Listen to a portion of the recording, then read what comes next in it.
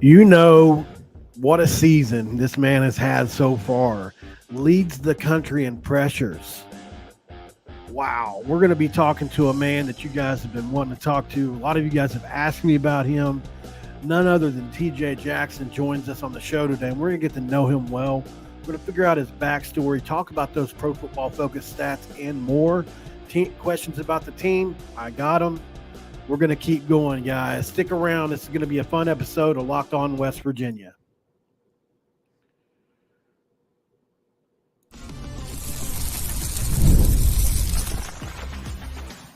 You are Locked On West Virginia, your daily podcast on the West Virginia Mountaineers, part of the Locked On Podcast Network, your team every day. What is up? Welcome in, guys. My name is Mountaineer Paul. This is another episode of Locked On West Virginia. And you know him. You love him. He leads the freaking country in pressures. The silverback, self-proclaimed silverback, T.J. Jackson. What is up, my dude? Welcome to Locked On West Virginia. What's up, Paul? What's up, man? And thank you guys all for making Locked On West Virginia your first listen every single day. This is America's best podcast company, Locked On West Virginia. We're doing this for your team every day. T.J. Jackson, man, you have come in and made an impact, and it's not by default, but Eddie Visterinen goes down. They need to throw somebody in there that play a little bit more, as the plan was to just interject you a little bit easier into this. And no, that's not how it goes at all. Eddie V goes down, which we hate to hear, but you, as a result, get to play a lot more, and you've taken full advantage of that. Yeah, it's kind of like throughout my whole college career, even in 2022, I really ain't starting, like put my name in the starting lineup till like week 6, week 7. So even though coming in, I was kind of, already expecting, get eased into it, not to just start off right ahead. And that's one thing Coach Jacks told me, even in the recruiting process, he was like, we're not gonna just throw you in there to start lineup. You have to earn your way up there. And I said I respect that, and that's what I'm gonna do. And throughout the whole season, like even before, like right after fall camp, he told me, it was like, we're gonna see how you play, and if you deserve the chance to start, you're gonna get that. And unfortunately, Eddie went down, which that hurt my heart.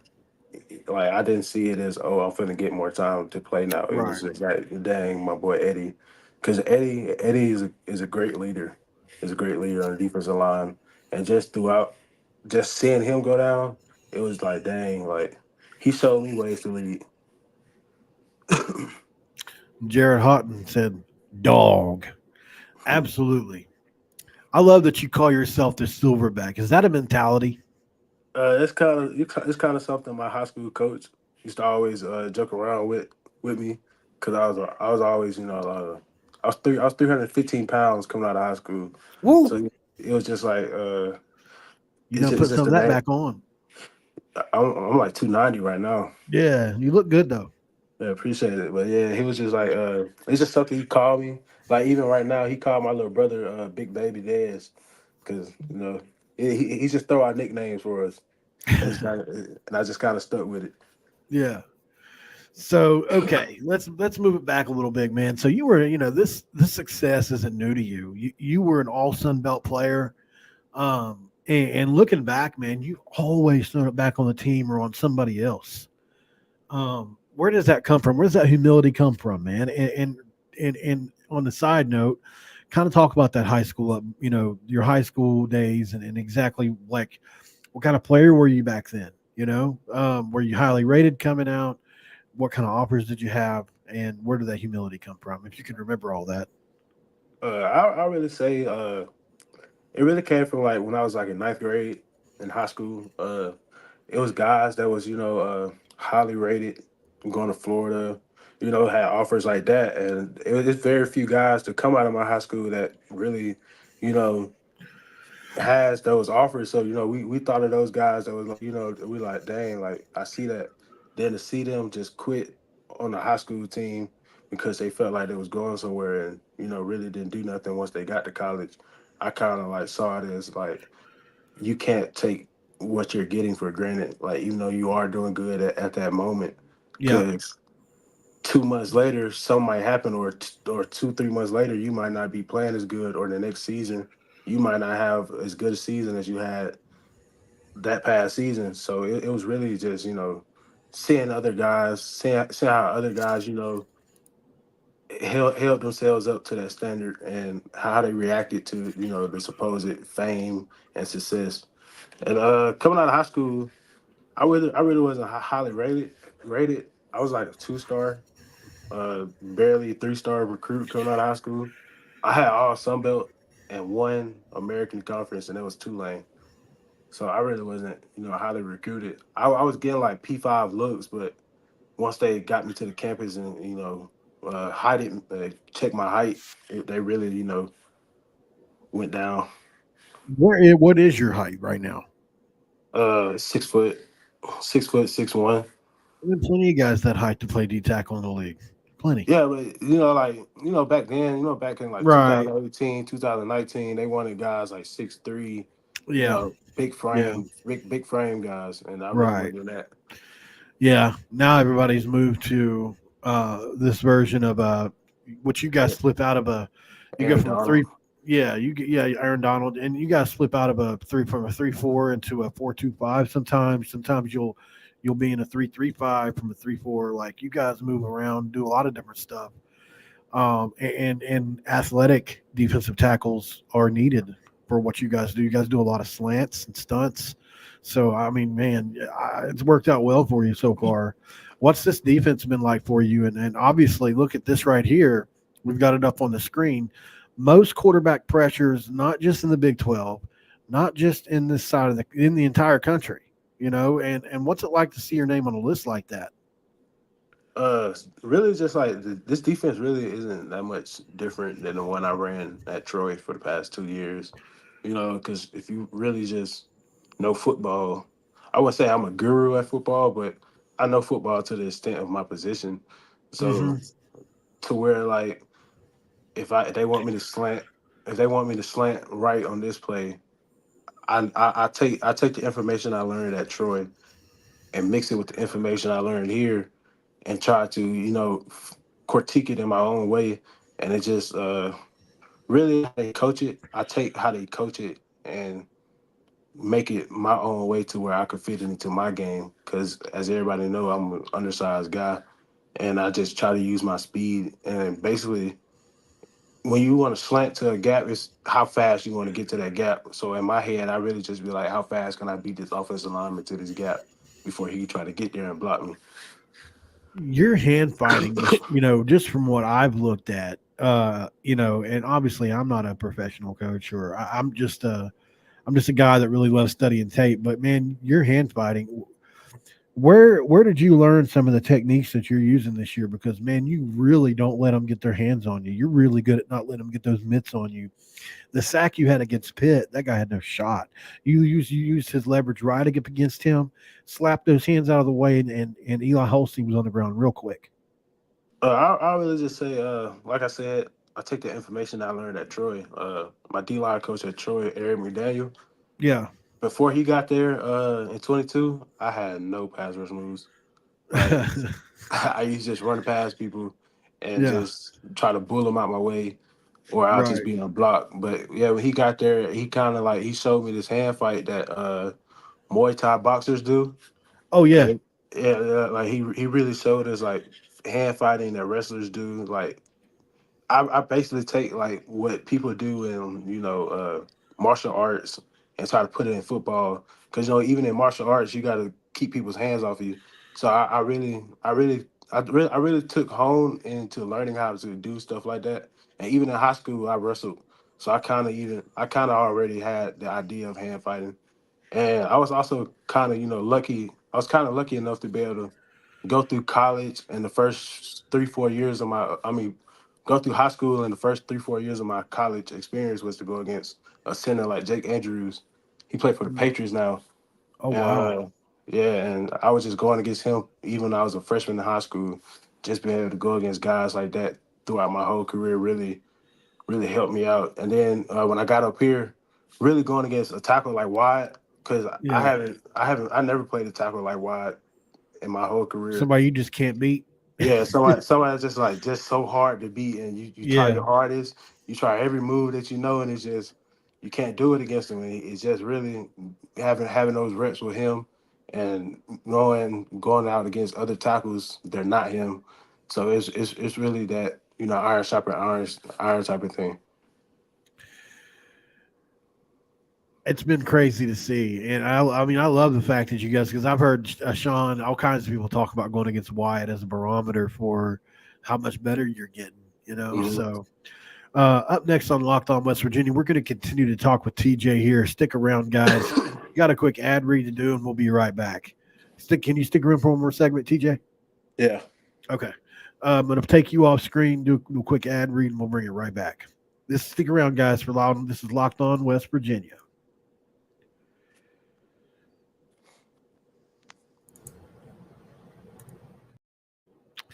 This episode of Locked On West Virginia is brought to you by Return on You. Is a new platform that lets fans make contributions directly to their favorite athletes. Download ROI for iOS or Android and enter referral code Locked On, and you'll automatically be entered into a sweepstakes to win $5,000 cash. No purchase necessary. This week, if you were impressed as we were with your favorite player's performance on Saturday, you can show him some love. Just hop on to Roy and throw him a few bucks. If everyone pitches in $10, it adds up fast for maybe a T.J. Jackson. Now you have the chance to show your appreciation for TJ and his standout performances each week, as well as what he can continue to bring to the program. So get off the sidelines and get into the NIL game with Return on You. Support the players, change the game. And this episode is also brought to you by LinkedIn Talent Solutions. When you're hiring for small businesses, you'll want to find quality professionals that are right for the role. That's why you have to check out LinkedIn Jobs. LinkedIn Jobs has the tools to help find the right professionals for your team faster and for free. LinkedIn isn't just a job board. LinkedIn helps you hire professionals you can't find anywhere else. Even those who aren't actively searching for a new job might be open for the perfect role. In a given month, over 70% of LinkedIn users don't visit other leading job sites. So if you're not looking on LinkedIn, you're looking in the wrong place. On LinkedIn, 86% of small businesses get a qualified candidate within 24 hours. Hire professionals like a professional on LinkedIn. 2.5 million businesses use LinkedIn for hiring. Post your free job at linkedin.com/lockedoncollege today. That's linkedin.com/lockedoncollege. All right, we are back, guys, and thank you for being here with us. T.J. Jackson on the show today. Thank you, T.J., for waiting that out. If you guys have anything you want to say to T.J., now is the time. I've got him for one more segment. And listen, we're going to get into a few things on this segment because, TJ, I want to know a little bit about your upbringing, man. How were you raised? What was it like? Uh, I really, I say I was raised in a great household. My mom, she really did everything she could. My real dad, I really didn't have him in my life, and I saw my mom really work, two jobs. And my stepdad came along, and he introduced me to the game of football. That's why I'm a Pittsburgh Steelers fan. 'Cause he's a Steelers fan. Oh, Uh, okay. I kind of, learned from him from the beginning because he showed me how to play running back, and from then I was playing running back and fullback, and my coach he told me I should play linebacker, so I went to playing linebacker, and I was playing and I started playing D line, and just growing up, seeing my older siblings, just being around them, and I was a troublemaker at first, so that's why my mom moved me from Montgomery to Millbrook. It's like a 30-minute drive from Montgomery, so I could be around my dad's side of the family that's more of calm and and collected. And I started to focus more on sports, living down in Millbrook, playing basketball, things like that. Timothy Green, who's going through a hard time right now, and Timothy's always been really loyal to the channel. So he wants to know, what is your favorite kind of play to run on defense? Maybe pass rush, play the run. What do you like?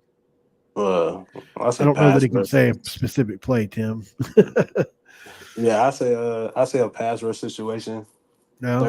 third and 9, and the coach just say go. And the coach just says go.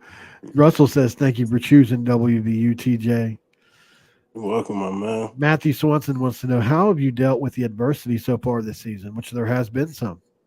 Yeah, I really just kind of throughout my whole life I've had adversity.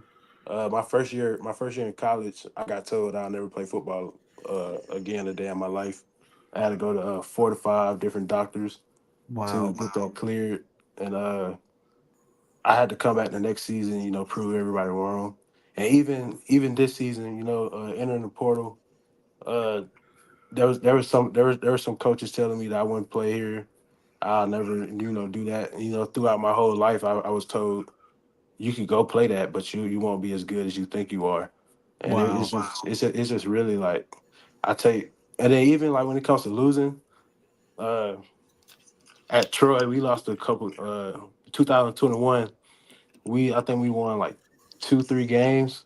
So it's really just like I kind of became adjusted to having adversity in my life and not really getting over like getting overly stimulated about it.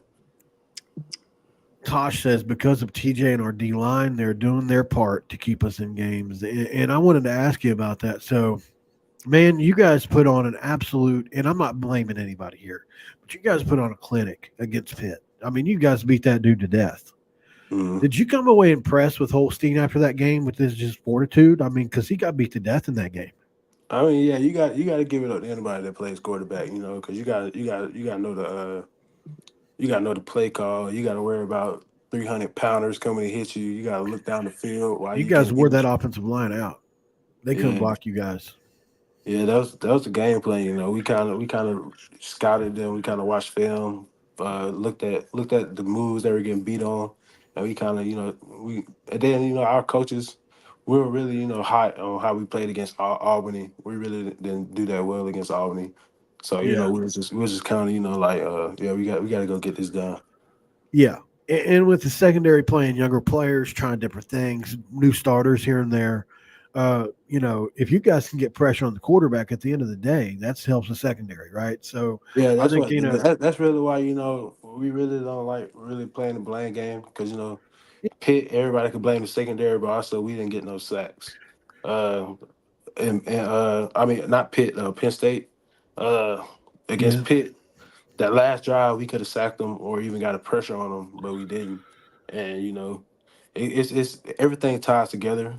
You Hmm. can't just really play the blame game because if the secondary get beat, you got to look at how long the quarterback had the ball. We should have got there. Yeah. How many, I mean, because, I'm watching this kid and I'm talking about somebody else really quick, Josiah Trotter. Have you ever seen a redshirt freshman pick up an entire defense like this before? He's playing the middle. No, He's I a really phenom. haven't. I really haven't, honestly. Especially play Mike linebacker, you got to know everything. You got to know what the defense doing. You got to know what the D line doing. You got to know what you're doing. You got to know how far you're dropping. And honestly, just see how fast he plays football. That's amazing to know. And I probably played with one of the best linebackers in college football to ever play this game. And I'll say Trot is damn near close. Wow. Wow. That's big praise. Kenneth Barnett says, it's great to hear from you, TJ. God bless this team and you. Go Mountaineers. Thank you. Silas said he's still at work, have to watch the replay. That's okay, man. No worries. No worries. We appreciate that. So you're guys in a bye week here. And as we get to the end of this interview, I just wanted to kind of get the temperature. What do you think is everybody dissatisfied? This just beat 3-1 team, right? The Yeah. 10 point you guys gave Pitt that game. It is what it is. It's over with. It's behind you. Looking ahead to an Oklahoma State team that I don't know if you know this, which you probably already heard about it. We should have beat them last year. We were up in the fourth quarter against them as well. And this is a team that I feel like Brown and company have a little bit of a vendetta for. What have you heard about that squad? They start. I don't know if you've heard this stat thrown out either. Oklahoma State starts 5 6-year seniors on the offensive line. It's insane. Have you ever heard of Yeah, something like but that? no, but I mean, you got to think about like what college football is nowadays. Yeah. You got I think their quarterback been in what 6, 7. Oh yeah, they're old. And, They're old, I man. mean, and then like I was in Troy. I played with a guy who was 30. So I mean, It's crazy. hey, this is how college football is now. Yep. What made you choose West Virginia? Matthew wants to know. Really, just I wanted to actually play for Coach Brown, and just I looked You at answered this the other day. I forgot. yeah, and I wanted to play for him. Just seeing him beat LSU, I knew he was a great coach. And then being at Troy, his whole everybody he recruited was still there when I got there, so they used to always talk about him. How great of a coach he was, and just how they told me they'll take care of me and my kid, and I didn't have to worry there, and I'll be able to send her to daycare if I needed to, from if I was at a away game or I was at practice or something. That's awesome, man. He's such a great man. He really is. He gets a lot of flack. It's been tough, but I still want this to work out so badly for him. And it's all ahead of you guys. You want to know the Big 12 now. So the way we all look at it, at least from the fan side, is everything's still in front of this team that everybody that you guys wanted to do, which was Dallas before the year. Is that still ringing around the halls there in Yeah, Morgantown? that's still gonna be the main goal until it's not the main goal. You know. Yep, absolutely. Chris Charles Honecker wants to know, no matter what has happened so far, we are 1-0 in the Big 12, one game at a time. Oh, I'm sorry, that's the wrong question here. I missed. I've lost the question. Oh well, sorry about that, Chris or Charles. Um, so you're in a bye week, man, and we really needed to to heal up. You mentioned to me off stream that you were feeling it a little bit yourself. So, what are the coaches talking to you guys about during this bye week, and what's the mindset just during the bye week? Get your sights set on an Oklahoma State team. It's go 1-0 every week, and just keep yourselves healthy until the game. I'm assuming. And, just get a lot of recovery. We got a multi-million-dollar recovery room. Yep. We got to use it. So really, just do that. Get our bodies right, get our minds right, and let's get ready to attack another Saturday next week. Sounds like a good one, man. TJ, I really appreciate you for coming on, man, and I'll talk to you after the stream ends as well. But it's been fun talking to you, and you've been cool to me since you started getting recruited, man. Keeping in touch with me, and I appreciate that. Um, I'm rooting like hell for you guys. I Yes, really sir, am, man. and especially you. So I'll be watching you here and in the next level, man, and everybody here. Timothy, we all still believe we're going to win the Big 12 championship, and we're going to believe it until, like you said, till we're not in it or it's not the goal anymore. So I appreciate you for coming on, man. Thank you. You're welcome. All right, guys. Thank you for joining this episode of Locked On West Virginia. Thank you, guys, as always.